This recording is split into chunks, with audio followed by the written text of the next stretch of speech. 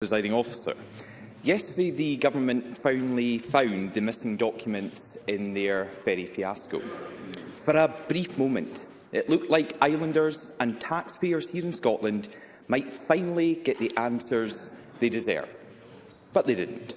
For weeks, Nicola Sturgeon has stood in this chamber and told MSPs that Derek Mackay signed off the vital contract for Ferguson Marine to build replacement ferries.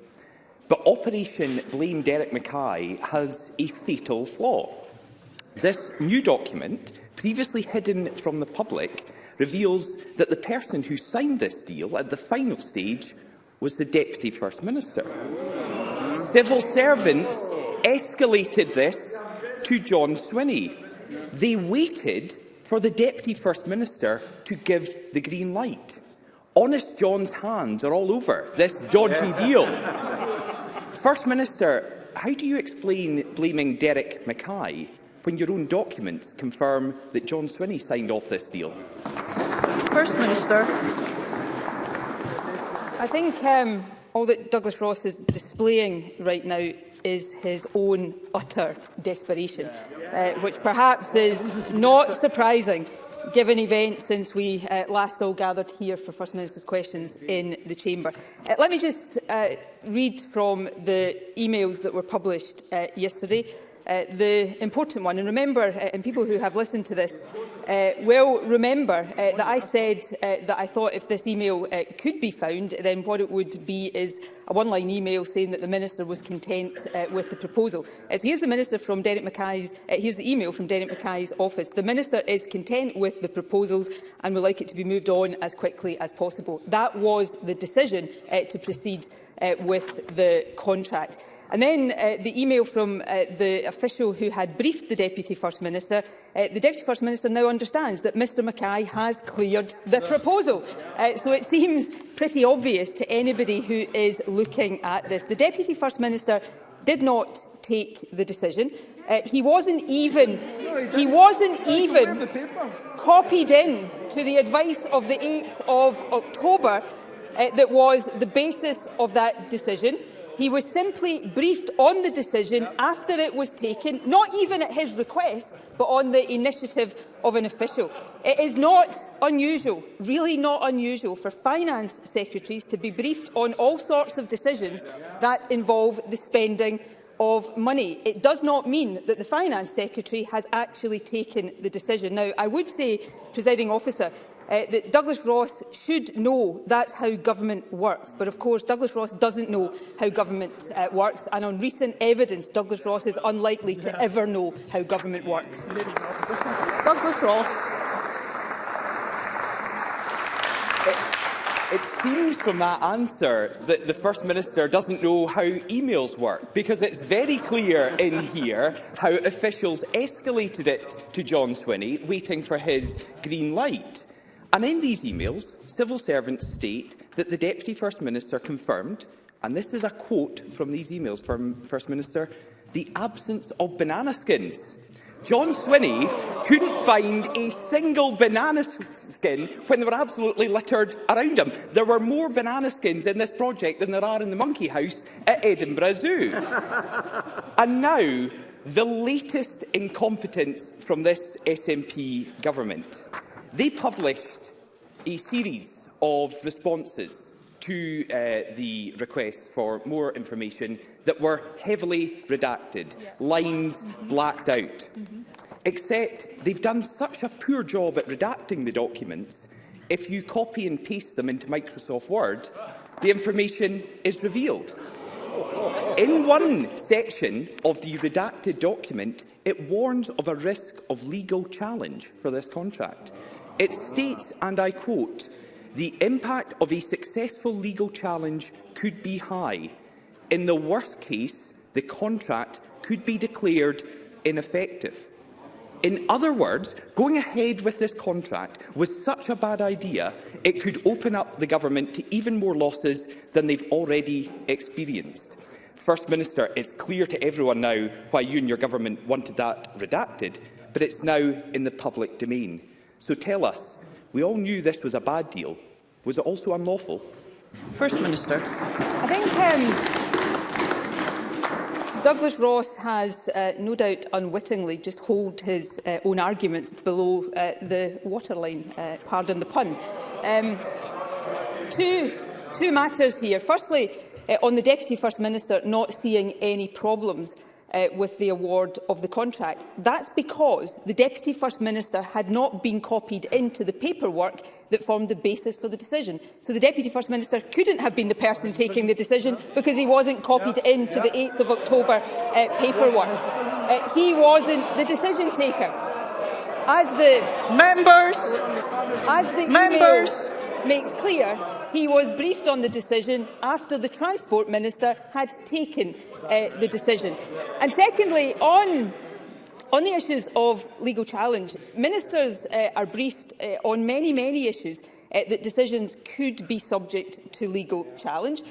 On some occasions, the minority of occasions, that comes to pass. On most occasions, that doesn't. And these are issues that ministers have to weigh up in reaching decisions. But where I think Douglas Ross undermines his own case here is that in this, it didn't come to pass, of course, that the contract was legally challenged. So ministers weigh up all of these issues and they come to decisions. And what is now beyond any doubt whatsoever, and I suspect this is what is really annoying Douglas Ross, is that the minister who took that decision was Derek Mackay, and that is now clear from the email chain. Douglas Ross.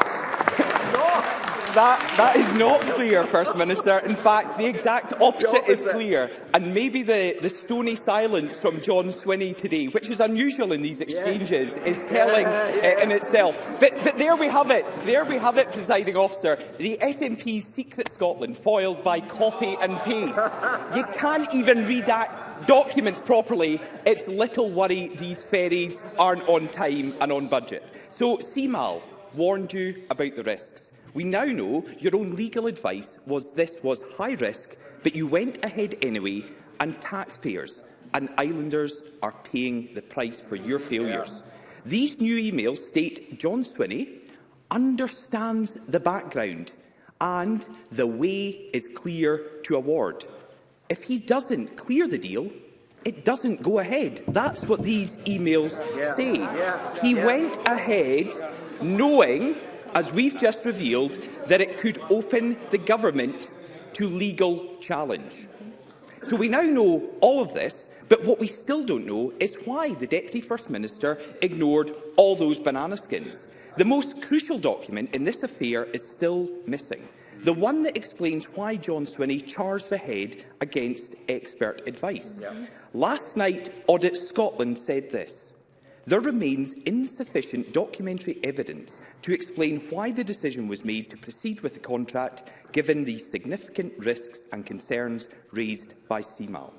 So will the First Minister tell us, why did John Swinney go ahead with this deal against the advice of experts when he knew that this contract was so bad it could be challenged in court and rendered ineffective? First Minister. Well, 3 points, Presiding Officer. Firstly, in government, finance secretaries are very often briefed on decisions that involve the spending of money. In this case, of course, the budget had already been approved by John Swinney. Secondly, it's interesting because he has to do this to sustain the case he's trying to make here. Douglas Ross has selectively quoted from the email from the official who did brief John Swinney. So let me read the bits that Douglas Ross read out. The email starts, just finished my call with the Deputy First Minister, who of course was Finance Secretary at the time. Douglas Ross read out these bits. He now understands the background and the way is clear to award.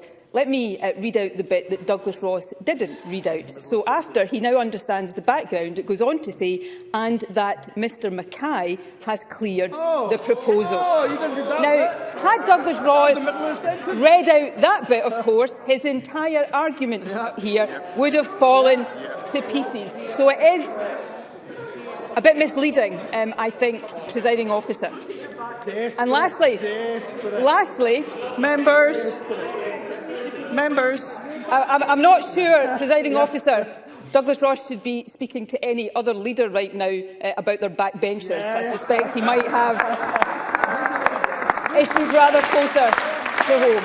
Finally, Presiding Officer, the reasons for the decision are clear. The basis for the decision, in particular the mitigations that had been put in place to address the risk of no refund, full refund guarantee, are set out in the paperwork of the 8th of October. Now, without the email that we now have from Derek Mackay, we could have assumed that that was the case, but I accept we didn't know that for sure. But now that we have that email, it is clear that the decision that was taken on the basis of all of the information and the mitigation set out in the paperwork of 8th of October 2015. That is paperwork that wasn't copied to John Swinney, that went to Derek Mackay as Transport Minister, and Derek Mackay took the decision. That is clear to anybody who reads the emails that are now published. Douglas Ross. What is clear to anybody and everybody from these emails is the Junior Transport Minister agreed something, and it was escalated to the Deputy First Minister for the green light, for approval, so they can put in this email the way is clear to award. That was from the Deputy First Minister. He had to sign it off. But the document that's still missing is the crucial one, the one that explains why John Swinney did this. Now, the First Minister has forgotten, her memory's gone blank again. But the good news is the man with all of the answers is literally sitting right next to her. If the First Minister won't tell us all of the details, let's hear from the Deputy First Minister. Let's hear why he chose to ignore expert advice. Let's hear why he forged ahead with a deal that has cost taxpayers £250 million. And, Presiding Officer, let's hear why John Swinney decided to give the green light to a deal that opens this government up to potential legal action. The stench of cover-up and corruption is running through this whole sorry affair. If